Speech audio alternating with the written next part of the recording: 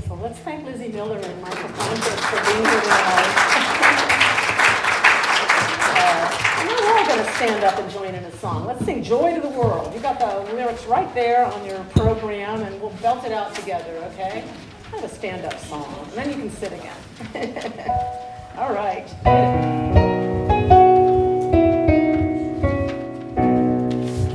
Joy to the world, the Lord is come. Let earth receive her King.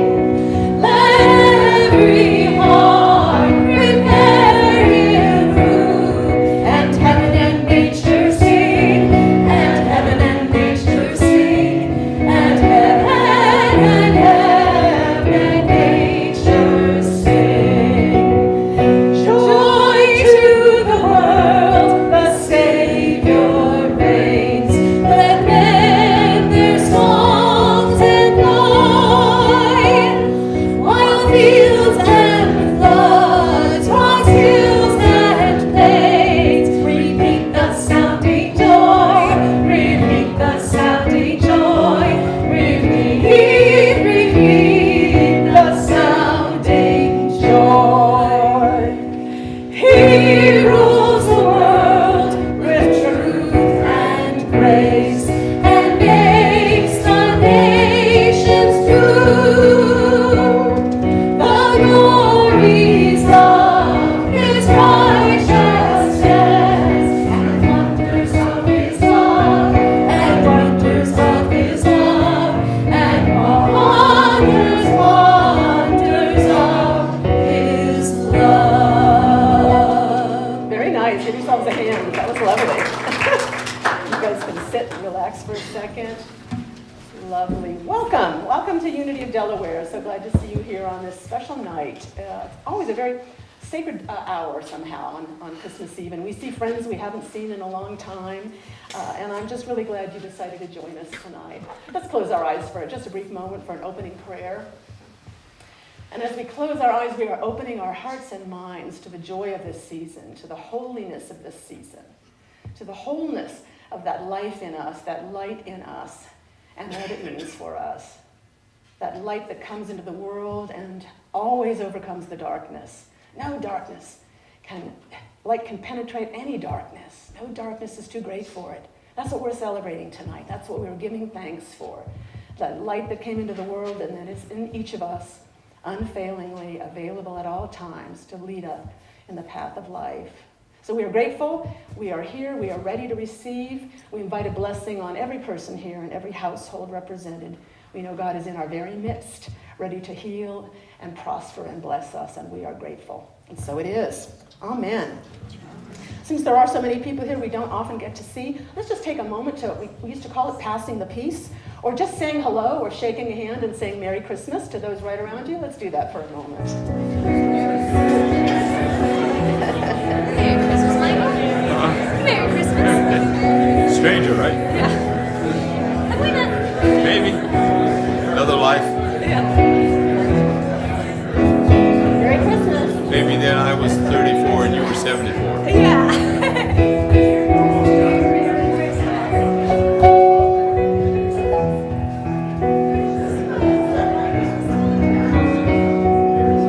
Yeah, my right hand did not want to follow my left hand on that last. My left hand was way ahead. I think we both do We can do a little more of that after the service as soon as we conclude.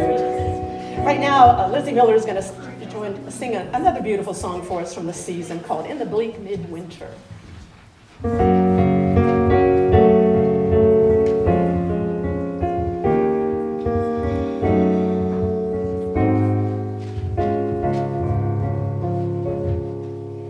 In the bleak midwinter,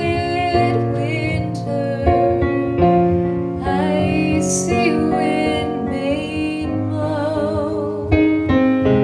Earth stood hard as iron,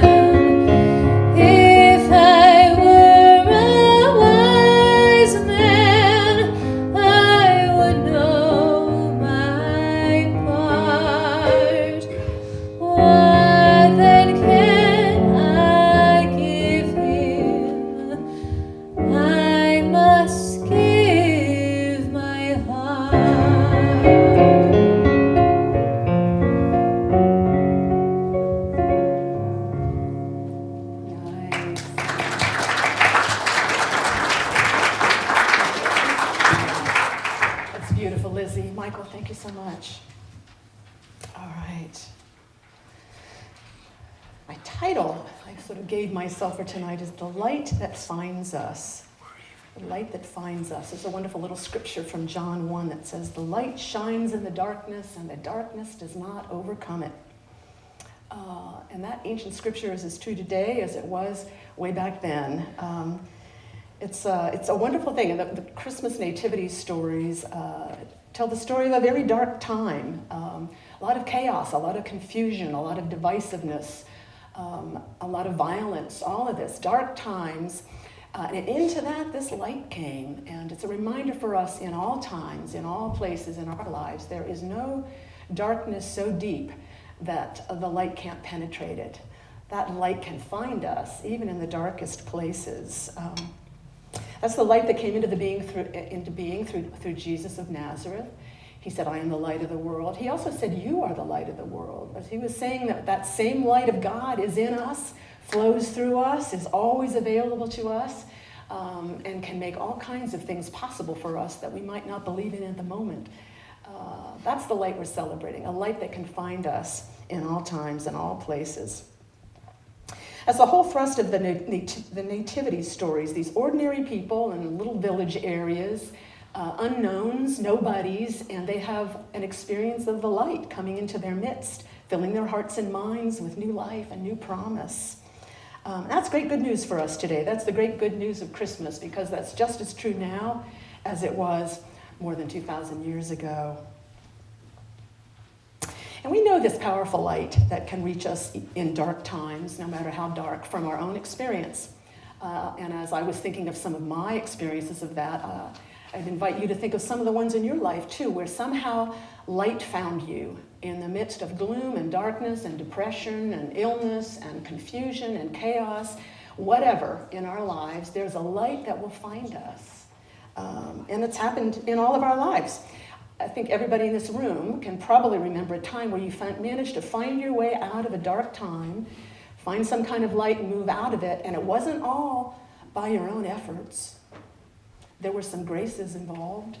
There were some prayers asked and answered. There were some doors of opportunity that opened. There were some little miracles that guided you back toward the light, because somehow that light found you right there. Something finds us in the dark and brings us back out into the light. And it's amazing how it works. And it works in all our lives. I was thinking of stories like that in my life and other people I've known. And I'm telling a story again. Some of you who come regularly might have heard this story before, but it's just one of those wonderful little miracle stories of the light finding someone in a dark time. Years ago, I was serving another church. This is probably around 2003, and there had been a terrible dark storm, ice storm, winter storm had come up, and ice had taken out power lines all around the city. Some of you who know weather well and remember weather events might remember what year it was. I'm thinking it was 03, 04, somewhere around that time frame. And we called the church. We wondered about having Christmas Eve service. We called the church. There was power at the church we found, so we thought, well, we'll go. We'll see if anybody comes. And some people came. Some people were sleeping in their cars with the heat on when we arrived in the parking lot, because many of our congregants did not have heat in their homes. They were going to stay with others, or coming to the church for a while to stay warm and then making plans after that. It was quite an interesting thing. And so the circle we formed, smaller group than usual perhaps, but very warm and friendly and inviting, this small circle of friends in the midst of this dark, icy, cold time in our lives. After the message, one of my congregants, a lovely woman named Jennifer, she came up and introduced me to her father, who was going to spend the night with them, she and her husband. And he came up, and she'd been giving him some cassette tapes. This is an old story. She'd been giving him some cassette tapes of services for a while. And so he came, and he had no power at his house. So he came to the service with them and would spend the night with them. And he came up afterwards and introduced himself, and his name was Joseph, which I thought was interesting. I just had, my message was about Joseph that year. And he came up and introduced himself.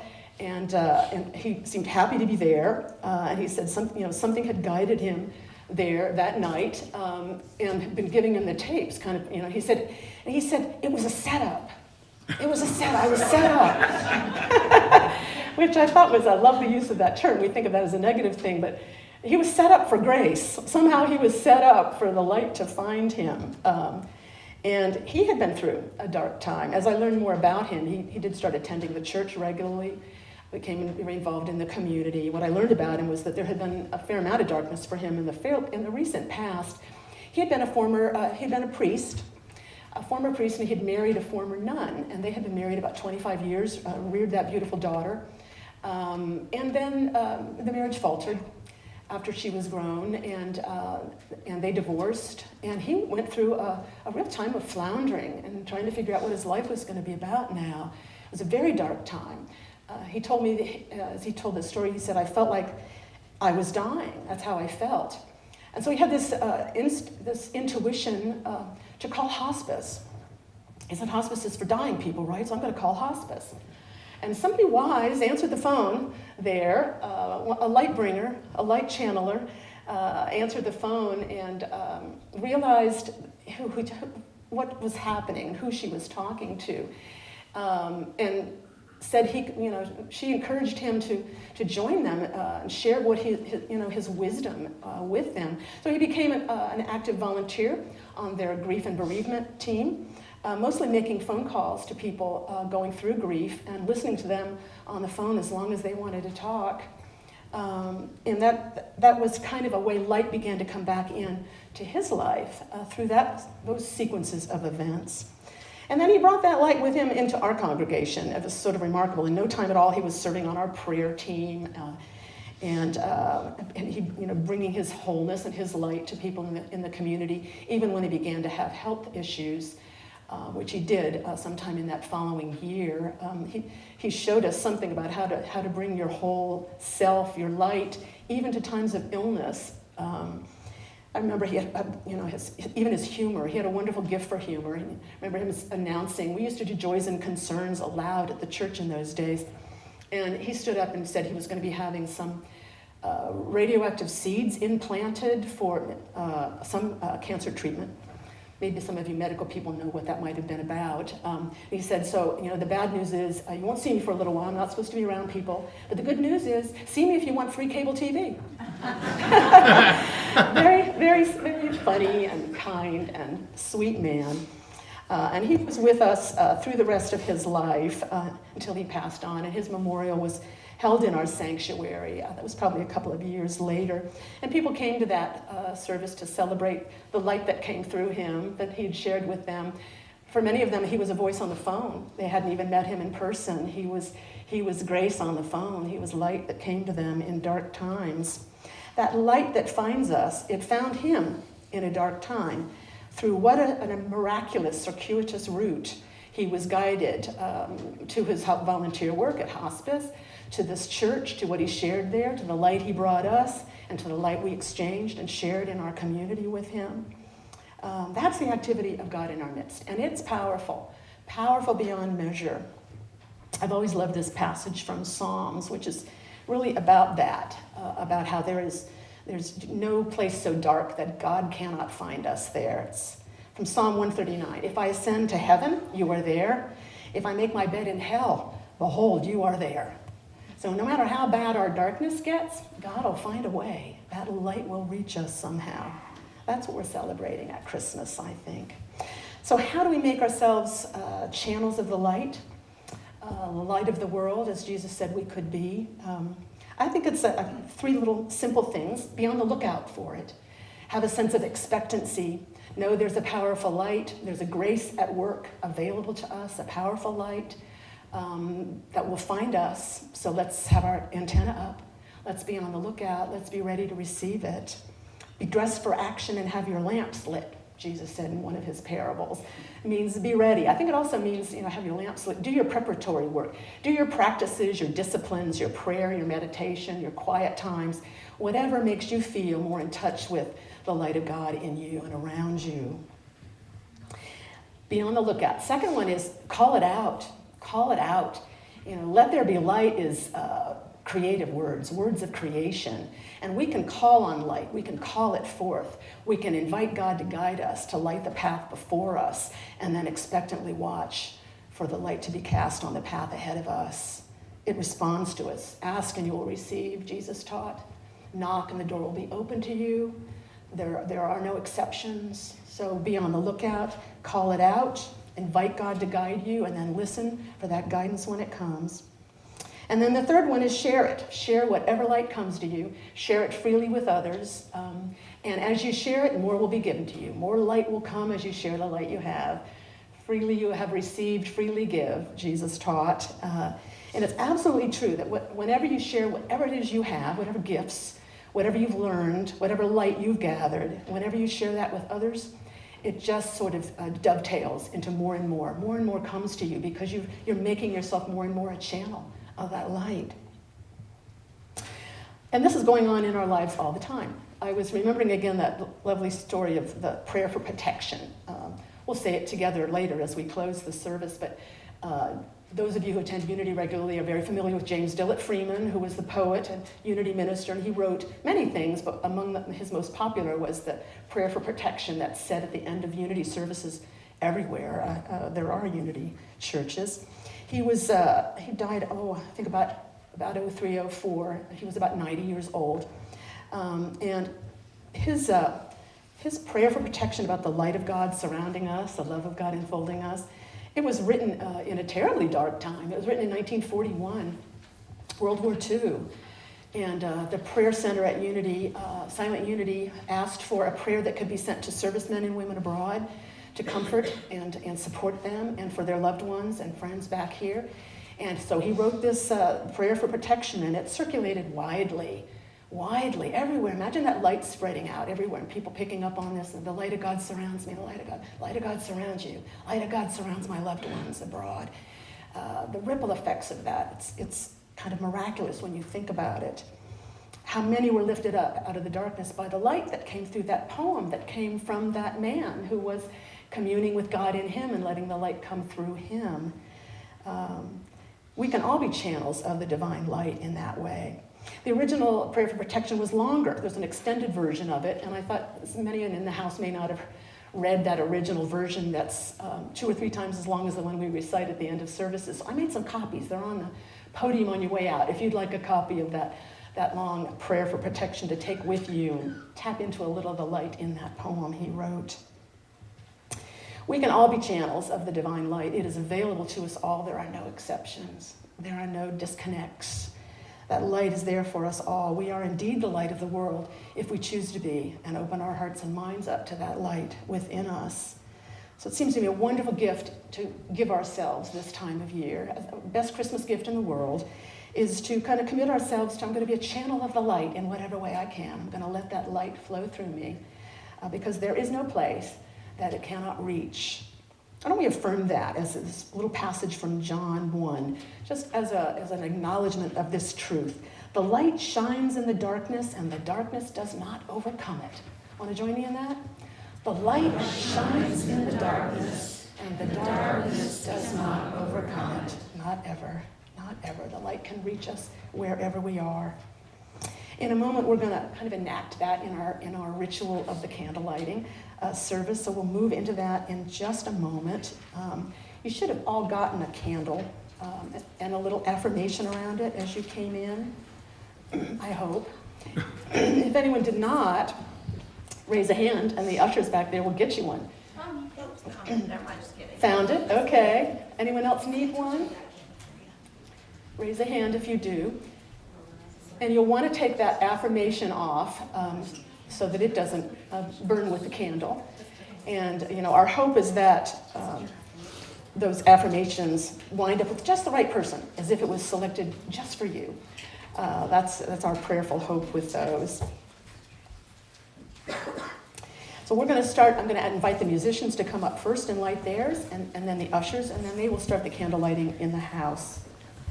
A reminder that when we do begin that candle lighting in the house, don't ever tip the lit candle. Only tip the unlit candle. Understand that? So you don't get wax dripping all over you. So be careful about that. And we're ready to begin if you all have that. Okay?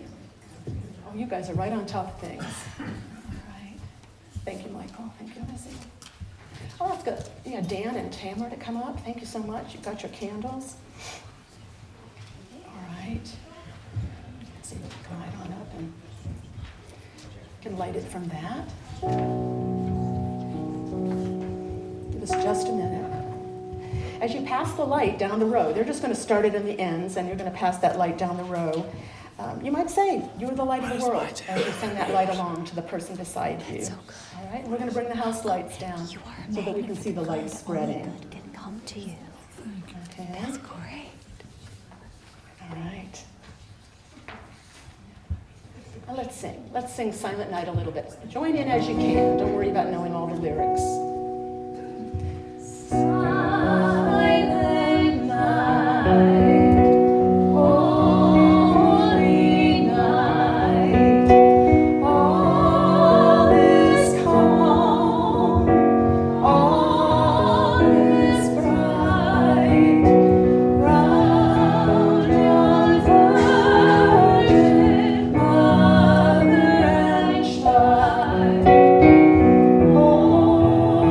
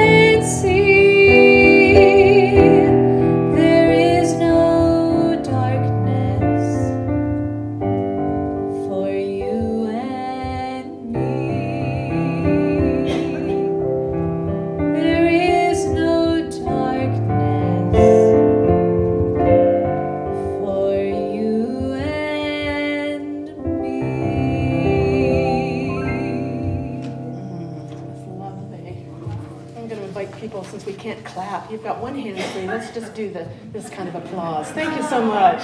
It was beautiful. It was beautiful. I love that song. Beth Nielsen Chapman wrote it, and she said she learned from somebody at NASA that he told her, there is no place in the whole universe where there is not some degree of light. And that's kind of why she wrote that song. That was beautiful, Lizzie. Well, let's extinguish them now before they burn down into our hands.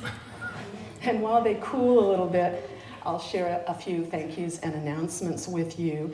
I want to, of course, begin by thanking Lizzie and Michael. Just those of you who can wave like this, you can wave like that. Those of us who are free, we can clap. Just beautiful music tonight. Thank you so much. I want to thank our ushers, Dan, Tamara, thank you so much for help with spreading the light here in the sanctuary. There's certainly no darkness in here. Thank you to all the volunteers who decorated so beautifully and who set up for our service tonight. So grateful for that.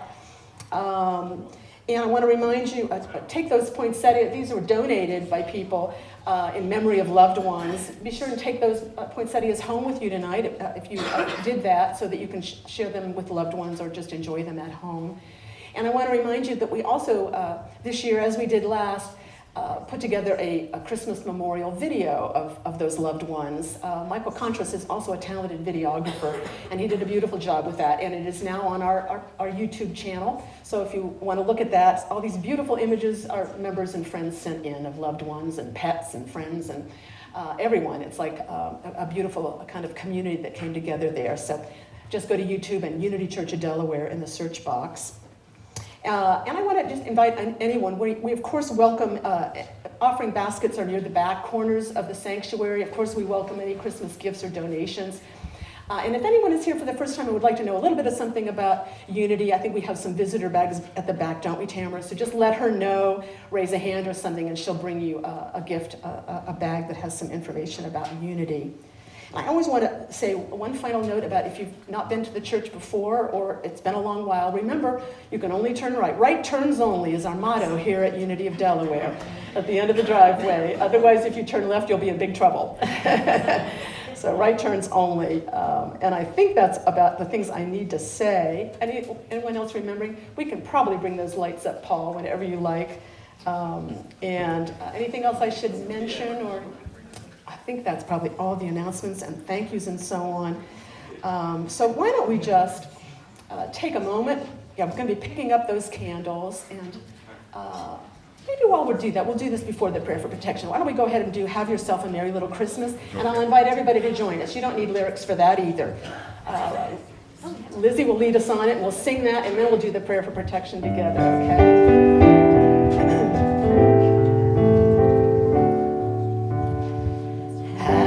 Yourself a merry little Christmas. Let your heart be light.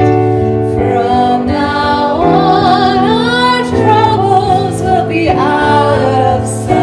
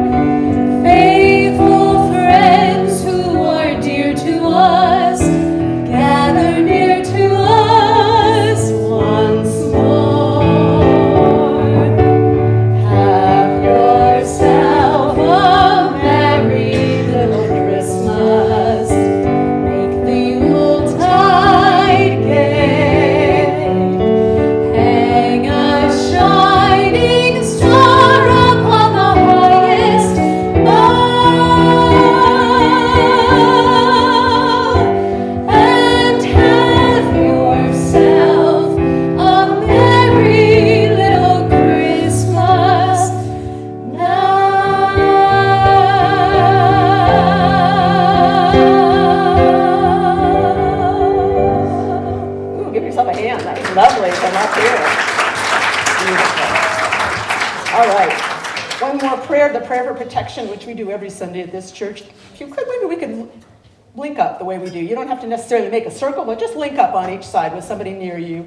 And all you have to do is join in. Yeah, should we stand? It's easier if we're on our feet, probably. All right, most together. The light of God surrounds us. The love of God enfolds us. The power of God protects us.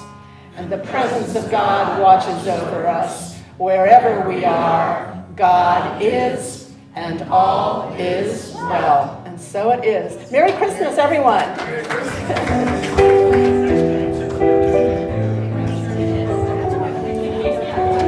Thank you, Michael. Lizzie, that was perfect. I realized it was going to take a while for people putting their